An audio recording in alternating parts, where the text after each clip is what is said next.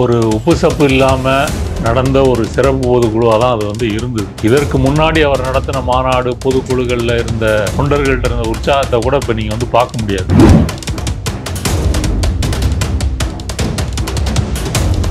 மக்களும் இவரை வந்து ஒரு சினிமா நடிகர், சினிமாவில் டிவியில் பார்த்துருக்குறோம், இவரை நேரில் பார்க்கணும் அப்படின்ட்டு தான் வந்து வராங்க. கரூரில் இறந்து போன 42 பேரில் வந்து மெஜாரிட்டியான மக்கள் யாருன்னு பார்த்தீங்கன்னா இவரை பார்க்க வந்தவங்க தான் இறந்து போகிறாங்க. அப்போ இவருடைய பிரபலத்தை வைத்துக்கொண்டு அரசியல் செய்ய முயற்சி பண்ணுறாரு.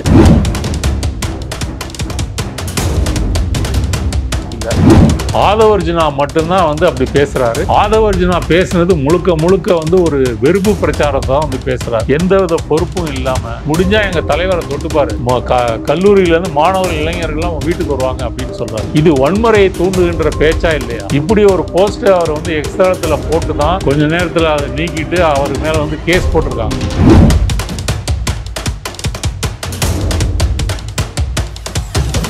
இப்போ எடப்பாடிக்கோ பிஜேபிக்கோ அமித்ஷாவுக்கோ இந்த கூட்டணி வந்து கிளிக் ஆகாது, நம்ம வந்து எப்படி தோத்துருவோம். அப்ப இப்படி ஒரு பதட்ட நிலையில தான் வந்து விஜய் இந்த சம்பவத்துக்கு பிறகு இழுக்கிறாங்க.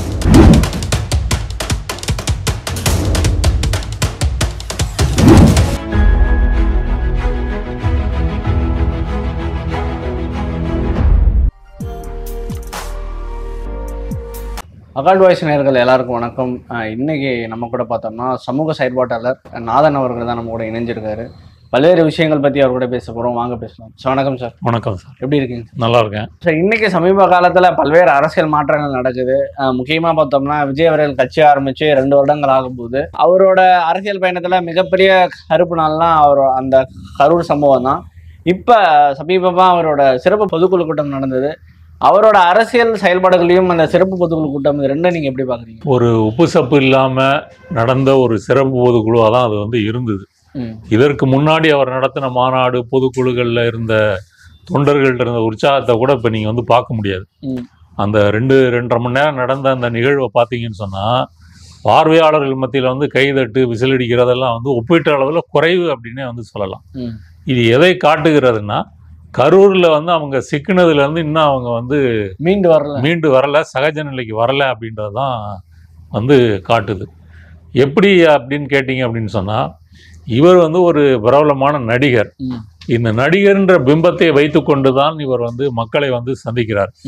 மக்களும் இவரை வந்து ஒரு சினிமா நடிகர், சினிமாவில் டிவியில் பார்த்துருக்குறோம், இவரை நேரில் பார்க்கணும் அப்படின்ட்டு தான் வந்து வராங்க. கரூரில் இறந்து போன 42 பேரில் வந்து மெஜாரிட்டியான மக்கள் யாருன்னு பார்த்தீங்கன்னா இவரை பார்க்க வந்தவங்க தான் இறந்து போகிறாங்க. அப்போ இவருடைய பிரபலத்தை வைத்து கொண்டு அரசியல் செய்ய முயற்சி பண்ணுறாரு. அந்த பிரபலத்தை வைத்து அரசியல் செய்ய முயற்சி பண்ணும்போது வந்து இந்த மாதிரி கூட்டம் சேர்க்கறது, பார்க்க வர்றது, வண்டி ஓட்டிகிட்டே பின்தொடர்ந்து வர்றது, இதெல்லாம் நடக்குது. டிரான்ஸ்ஃபார்மரில் ஏறுறாங்க, மரத்து மேலே ஏறுறாங்க, இது எல்லாமே நடக்குது. இதை இவங்க வந்து ஒன்றும் சொல்கிற இவங்களை பொறுத்த வரைக்கும் இது ஒரு வெற்றியாக பார்க்குறாங்க. இவ்வளோ பேர் மக்களை நம்மளை பார்க்க வராங்க அப்படின்னு சொன்னால் நமக்கு ஓட்டாக அது கன்வெர்ட் ஆகிடுச்சுன்னா அடுத்த முதலமைச்சர் நாம தான் அப்படின்னு. அப்போ இந்த அணுகுமுறை தான் கரூர் அந்த நெரிசலை வந்து ஏற்படுத்தியது. அடுத்தது, நீங்கள் ஒரு அரசியல் தலைவர் அப்படின்னு சொன்னீங்கன்னா ஒரு தலைமை பண்பு இருக்கணும். உங்கள் கட்சியை நோக்கி வந்து 1008 பிரச்சனைகள் வரலாம். சின்ன பிரச்சனையோ பெரிய பிரச்சனையோ புரட்டி போடுகின்ற பிரச்சனையாக கூட வந்து இருக்கலாம்.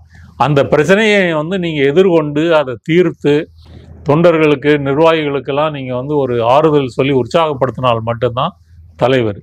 இவர் அன்னைக்கே ஓடி வந்து இங்கே வந்துட்டார். இப்போ இந்த சிறப்பு பொதுக்குழுவில் வந்து பார்த்தீங்கன்னு சொன்னால் இந்த கரூர் துயர சம்பவம் குறித்து ஒரு சின்ன ஒரு பொறுப்பு, ரெஸ்பான்சிபிலிட்டி, ஒரு குற்ற உணர்வு எதையுமே அவங்க வெளிப்படுத்தலை. இன்னும் சொல்லப்போனால் அவங்க வந்து தங்களை விக்டிமாக கருதிட்டு பேசுகிறாங்க. பாதிக்கப்பட்டது மக்கள். அந்த பாதிப்பை ஏற்படுத்திய முதன்மை காரணம் நீங்கள். விசாரணையெல்லாம் நடந்துக்கிட்டு இருக்கு. நான் என்ன கேட்குறேன், கரூரில் வந்து இந்த மாதிரி ஒரு துயர சம்பவம் நடந்தால் முதல் காரணம் வந்து யார்? 8:45 நாமக்கல்லில் பேசுவேன்னு சொன்ன விஜய் அங்கே போய் சேரும்போதே வந்து 12:45 தான் போகிறாரு. இங்கே மக்கள்கிட்ட வந்து நாங்கள் வந்து 12 மணிக்கு கரூருக்கு வருவோன்னு அறிவிச்சுட்டு 7 மணிக்கு தான் வராரு. இவர் சொன்ன நேரத்தை மனதில் கொண்டு மக்கள் காலையிலேருந்தே வந்து கூடுறாங்க. அப்போ இவர் வந்தது லேட்டாக வந்தது, அப்புறம் கரூரில் வந்து போலீஸ் வந்து ஒரு 50 மீட்டருக்கு முன்னாடியே பஸ்ஸு நிறுத்துங்கன்னு சொன்னது, இதை எதையுமே கவனத்தில் கொள்ளாமல் இவர் வந்தது தான் முதன்மை காரணம். அப்போ மக்கள்கிட்ட வந்து குறைந்தபட்சம் மன்னிப்பாவது கேட்கணும். நீங்கள் அதுக்கு பதிலாக என்ன பண்ணுறீங்க, கான்ஸ்பிரசி தியரியை வந்து பரப்பி விடுறீங்க. போலீஸு போதுமான பாதுகாப்பு கொடுக்க முடியல. ஒரு கூட்டம் வந்து நீங்கள் ஒரு 25,000 பேர் வந்து வராங்க, விஜயை பார்க்குறதுக்கு நெருக்கி அடிக்கிறாங்க. அவங்கள வந்து எப்படி முறைப்படுத்த முடியும்? அவங்களுக்கு தேவையான தண்ணீர், உணவெல்லாம் வந்து போலீஸாக கொடுக்க முடியும்? ஒரு கட்சி மாநாடு நடத்துதுன்னா அந்த மாநாட்டினுடைய தொண்டர்கள் தான் அதை முறைப்படுத்துவதாக இருக்கட்டும், தண்ணீர் கொடுக்கறதா இருக்கட்டும், உணவுப் பொருள் கொடுக்கறதா இருக்கட்டும், கழிப்பறை வசதிகள் ஏற்படுத்துவதாக இருக்கட்டும், அதான் அவங்க தானே செய்வாங்க. இவங்க அதை பற்றி எதையும் செய்யலை. மாறா வந்து விஜய் பொதுக்குழுவில் வந்து என்ன பேசுகிறாரு, நாங்கள் வந்து வேற இடம் கேட்டோம், அதுக்கு பதிலாக இந்த இடம் தான் கொடுத்தாங்க, முந்தின நாள் தான் கொடுத்தாங்க, இப்படி தான் அவர் பேசுகிறாரே தவிர இதற்கு தான் தான் பொறுப்பு அப்படின்ற முறையில் மன்னித்து கொள்ளுங்கள், இனிமேல் இது மாதிரி வந்து நடக்காது அப்படின்னு வந்து பேசலை. அப்போ என்ன தெரியுதுன்னா, ஒரு பச்சையான ஒரு அதிகார வெறி இருக்கு இல்லையா, எப்படியாவது முதலமைச்சர் ஆயிரணும், என்ன செஞ்சாலும் முதலமைச்சர் ஆயிரணும். இதுதான் அந்த சிறப்பு பொதுக்குழு பேச்சுகளில் வெளிப்பட்டதே தவிர கரூர் சம்பவம் குறித்த ஒரு குற்ற உணர்வு, பொறுப்புணர்வு என்பது வந்து துளியும் வந்து வெளிப்படலை. இது நிச்சயமாக மக்கள் வந்து இதை ரசிக்க மாட்டாங்க. விஜய் கூட பார்த்தீங்கன்னா முகம் வந்து பேயடிச்ச மாதிரி இருந்தது. அவர் வந்து ரொம்ப ஆக்டிவாக சிரித்த முகத்தோடையோ அல்லது வந்து பேசும்போது ஒரு உணர்ச்சிகரமாகவோ எதுவும் வந்து இல்லை. ஆதவர்ஜுனா மட்டும்தான் வந்து அப்படி பேசுகிறாரு. ஆதவர்ஜுனா பேசுனது முழுக்க முழுக்க வந்து ஒரு வெறுப்பு பிரச்சாரத்தை தான் வந்து பேசுகிறாரு. எந்தவித பொறுப்பும் இல்லாமல், முடிஞ்சால் எங்கள் தலைவரை தொட்டுப்பார், கல்லூரியிலேருந்து மாணவர்கள் இளைஞர்கள்லாம் வீட்டுக்கு வருவாங்க அப்படின்னு சொல்கிறாரு. இது வன்முறையை தூண்டுகின்ற பேச்சா இல்லையா? இப்படி ஒரு போஸ்ட்டை அவர் வந்து எக்ஸ்தலத்தில் போட்டு தான் கொஞ்ச நேரத்தில் அதை நீக்கிட்டு அவர் மேலே வந்து கேஸ் போட்டிருக்காங்க. பங்களாதேஷ், நேபாள் மாதிரி வந்து இங்கே தமிழ்நாட்டிலையும் ஒரு பெரிய புரட்சி நடக்குன்னு போட்டதுனால தான் அவர் மேலே கேஸே போட்டாங்க. அந்த கேஸ் போட்டது பிறகும் திமிரு அடங்காமல் அதை மேடையிலே அவர் பேசுகிறார் அப்படின்னா அது எப்படி வந்து அதை ஏற்றுக்க முடியும்?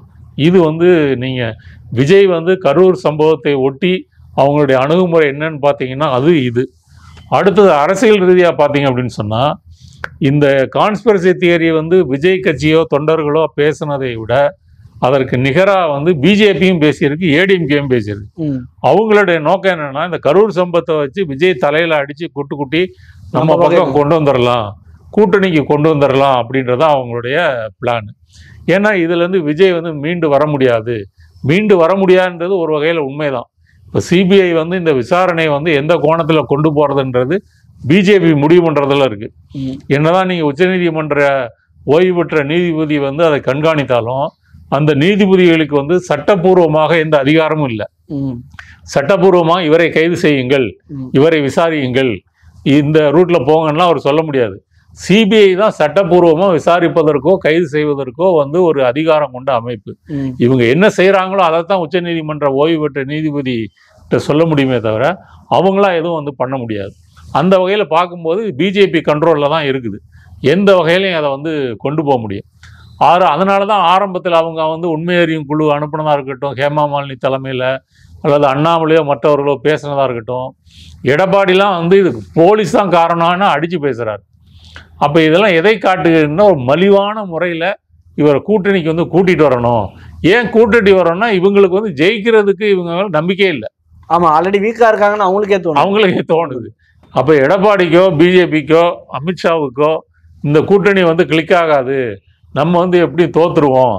அப்போ இப்படி ஒரு பதட்ட நிலையில தான் வந்து விஜய் இந்த சம்பவத்துக்கு பிறகு இழுக்கிறாங்க. ஆரம்பத்தில் விஜய் வந்து அந்த வீடியோ இதெல்லாம் பேசும்போது நன்றி சொல்கிறாரு, இந்த பிரச்சனைக்கு ஆதரவு தெரிவித்த அரசியல் தலைவர்களுக்கு நன்றின்னு வந்து சொல்கிறாரு. இந்த பொதுக்குழு கூட்டத்திலையும் பார்த்தீங்கன்னா திமுகவை கடுமையாக திட்டினார்களே தவிர ஏடிஎம்கே பிஜேபி பற்றி ஒன்று கூட பேசலை. ஆமா, அந்த பொதுக்குழு கூட்டத்துல அதிமுக பேரு வரல, பாஜக பேரு வரல, திமுக தான். அப்ப கொள்கை எதிரியோட சமரசம் ஆயிட்டாங்க அப்படின்ற மாதிரி தோணுது. ஆனாலும் கூட விஜயோடைய தனிப்பட்ட சுபாவமும் அவருடைய இதுவும் நோக்கமும் என்னன்னா, நம்ம முதலமைச்சர் நம்ம போகும்போது மக்கள் வந்து லட்சக்கணக்கில் வராங்க. அந்த ஒரு பிரச்சார கூட்டத்திலே அவர் வந்து சொல்றாரு, ஒரு 2 வாரத்துக்கு முன்னாடி எனக்கே அப்படி ஒரு சிந்தனை இல்லை, இப்ப நீங்க இவ்வளவு பேரெல்லாம் வர்றதை பார்க்கும்போது 2ல் 1 பார்த்துடலாம், சத்தியமாக பார்த்துடலாம் அப்படின்ற மாதிரி சொல்கிறார். அப்போ கூடின கூட்டம் வந்து ஒரு பார்க்க வந்த கூட்டம் வந்து ஓட்டு போடுன்னு சொல்லி ஒரு தப்பாக வந்து நினைக்கிறாரு. இதற்கு முன்னாடி தமிழ்நாட்டில் வந்து திரைமாந்தர்கள் பொதுவெளிக்கு வந்தபோது கூட்டம் வந்து அள்ளிக்கிட்டு போயிருக்கு. ஆனால் ஓட்டை பொறுத்த வரைக்கும் அது கிள்ளி போட்ட ஓட்டு கூட வரல அப்படின்னே வந்து சொல்லலாம். இந்த நிலைமையில வந்து அவர் முதலமைச்சர் ஆகிறது அப்படின்றது இதாக இருக்கிறாரு. அப்போ அவங்க போட்ட தீர்மானத்தில் வருகின்ற சட்டமன்ற தேர்தலில் விஜய் தான் முதலமைச்சர், அவர் தான் முதலமைச்சர் வேட்பாளர்னு ஒன்று போட்டிருக்காங்க. இது வந்து எடப்பாடிக்கு வந்து ஒரு பேரிடி. எடப்பாடி என்ன நினைச்சாருன்னு சொன்னால், என்டிஏ கூட்டணியில் நம்ம தான் முதலமைச்சர் வேட்பாளர், அதை வந்து அண்ணாமலை வாயாலே சொல்ல வச்சாச்சு. இப்படி இருக்கும்போது விஜய் கூட்டணியை கொண்டு வந்தால் அவருக்கு துணை முதலமைச்சர் ஒரு 50 சீட்டு 60 சீட்டு கொடுத்து அவரை கூட்டணியில் சேர்த்துட்டா நமக்கு வந்து ஒரு ஸ்டார் கேம்பெயினர் கிடைப்பாரு, விஜய் என்ற பிரச்சார பீரங்கி நமக்கு வந்து கிடைக்கும், நம்ம முதலமைச்சர் ஆகிறது வந்து நமக்கு சுலபமா நடக்கும் இப்படின்னு வந்து நினைக்கிறாரு. அந்த நினைப்புல வந்து விஜய் மண்ணள்ளி போட்டாரு. இப்ப தெளிவா என்ன சொல்லியிருக்காரு, நான் தான் முதலமைச்சர், என்னோட கூட்டணி வரதானா. ஆமா, கூட்டணி குறித்து முடிவு செய்கின்ற அதிகாரத்தையும் விஜய் கொடுத்துருக்காங்க. விஜய்க்கு வந்து ஒரு தீர்மானத்துல வந்து கொடுத்துருக்காங்க. அப்ப நீங்க என்னுடைய முதலமைச்சர் இதை ஏத்துக்கிட்டீங்கன்னா என் கூட்டணிக்கு வாங்க அப்படின்றதான் அதோடைய பொருள். அப்ப எடப்பாடி வந்து ஒரு பிரச்சார பொதுக்கூட்டத்துல வந்து தாவேகா கொடியை பார்த்துக்கிட்டு என்ன சொன்னாரு, பிள்ளையார் சொல்லி போட்டாச்சு, பாருங்க கொடி பறக்குது, பிள்ளையார் சொல்லி போட்டாச்சு, இந்த ஆரவாரம் வந்து ஸ்டாலினுடைய காதை வந்து தொலைக்கட்டும் அப்படின்னு சொன்னாரு. இப்ப அவருடைய காதையே தொலைச்சிருச்சு. விஜய் அந்த போட்ட தீர்மானம் என்பது அவருடைய காதையை வந்து தொலைச்சிருச்சு. அப்ப பிஜேபி ஏடிஎம்கே என்ன செய்வாங்க, பிஜேபி சிபிஐ வைத்து சில பல வேலைகள் வந்து மிரட்டலாம் செய்யலாம். ஆனால் விஜயை பொறுத்த வரைக்கும் ஏடிஎம்கே என்டிஏ கூட்டணிக்கு போயிட்டாரு அப்படின்னு சொன்னால் அவர் இவ்வளவு நாள் வந்து ஒரு பஞ்சலைன் டயலாக்கெல்லாம் வந்து வெத்துவேட்டாயிரும். என்னெல்லாம் பேசினார், கொள்கை எதிரி அப்படின்னு சொன்னார். அதிமுக பாருங்க வந்து இப்போ ரொம்ப மோசமான கண்டிஷனில் இருக்குது, பிஜேபி கூட்டணியில் போய் சேர்ந்துருக்காங்க, தொண்டர்கள்லாம் வந்து ஒரு பெரிய கஷ்டத்தில் இருக்கிறாங்க, அவங்கெல்லாம் வந்து எங்களுக்கு தான் ஓட்டு போடுவாங்க, ஜெயலலிதா எம்ஜிஆர் காலத்து ஏடிஎம்கேவே இன்னைக்கு இல்லை, கட்சி வந்து சின்ன பின்னமாக இருக்குது, இப்படிலாம் வந்து பேசியிருக்கிறார். இதெல்லாம் வந்து எடப்பாடிக்கு வந்து ஒரு பெரிய அடியை வந்து கொடுக்கும். எடப்பாடி வந்து இந்த கரூர் பிரச்சனையை குறித்து மற்றவர்களிடம் அதிகமாக பேசினவர் எடப்பாடி.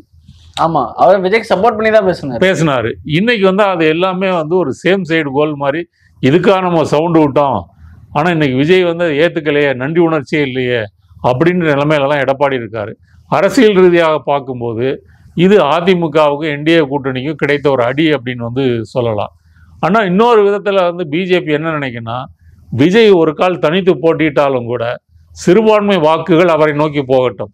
குறிப்பாக வந்து இந்த டிசிஎம்னு சொல்கிறாங்க, தலித் கிறிஸ்டின் முஸ்லீம்ஸ், இந்த வாக்குகள் வந்து விஜய்க்கு போச்சுன்னு சொன்னால் திமுகவுக்கு வந்து அது குறையிற பட்சத்தில் இது நமக்கு லாபம் தானே அப்படின்ற முறையில் வந்து பிஜேபி வந்து நினைக்குது. அதனால் பிஜேபி விஜய் மேலே எப்படி அழுத்தம் போடுகிறது அப்படின்றது தனி பிரச்சனை. ஆனால் எடப்பாடியை வந்து அவர் கூட்டணி எதிர்பார்த்த மாதிரி அமையலை. எடப்பாடியை முதலமைச்சராக ஏற்றுக்கொள்வதற்கு விஜய் வந்து தயாராக இல்லை, விஜய் முதலமைச்சராக ஏற்றுக்கொள்வதற்கு எடப்பாடி தயாரா இப்படின்னு ஒரு கேள்வி வந்து இருக்குது. அது கண்டிப்பாக எடப்பாடி வந்து அதற்கு உடன்பட மாட்டார். இதுதான் அரசியல் ரீதியாக இந்த பொதுக்குழு ஏற்படுத்திய விளைவுகள்னு சொல்லலாம். ஓகே, இதுக்கப்புறம் இப்போ விஜய் இந்த தீர்மானத்தையே இன்னொரு முக்கியமான என்னன்னா, ஒரு பாதுகாப்பு கருதி ஒரு தீர்மானம் போட்டிருக்காங்க. இன்னொரு அரசியல் கிரிட்டிக் சொன்னாரு, இந்திய வரலாற்றிலேயே ஒரு பாதுகாப்பு கருதி தீர்மானம் போட்டது எந்த கட்சியுமே கிடையாது. ஏன்னா அவருக்கு ஆல்ரெடி பவுன்சர்ஸ் இருக்காங்க, மத்திய பாதுகாப்பு படைப்பிரிவு அவங்க பாதுகாப்பு இருக்காங்க,